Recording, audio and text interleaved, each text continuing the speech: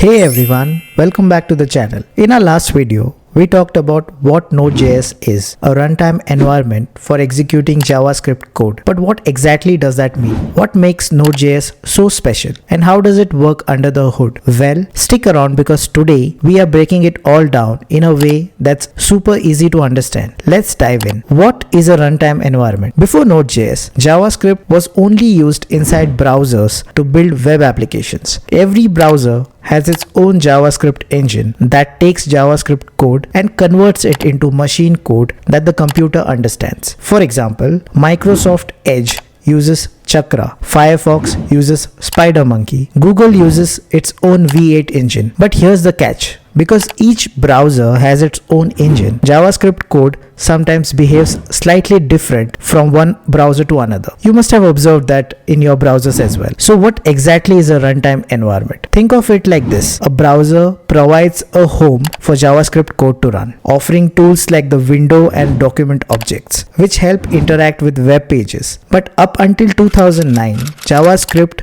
could only run inside a browser. There was no way to use it for backend development, and that's where Node.js changed everything. The birth of Node.js. In 2009, a developer named Ryan Dahl had a groundbreaking idea. What if we could run JavaScript outside the browser? So he took the Google's V8 JavaScript engine, the fastest one out there, embedded it inside a C++ program and called it Node.js. And just like that, JavaScript was no longer limited to browsers. It could now be used to build backend servers, real-time applications, and much more. Node.js versus the browsers. Both Chrome and Node.js share the same JavaScript V8 engine, but their runtime environments are different. In a browser, we have objects like window and document, but in Node.js, these don't exist. Instead, Node provides powerful objects that allow us to work with files, read, write, and manipulate files on the system, handle network requests, build web servers and APIs, run scripts on backend. To sum it up, browsers are built for rendering web pages, while Node.js is built for executing JavaScript outside of the browser. What Node.js is not.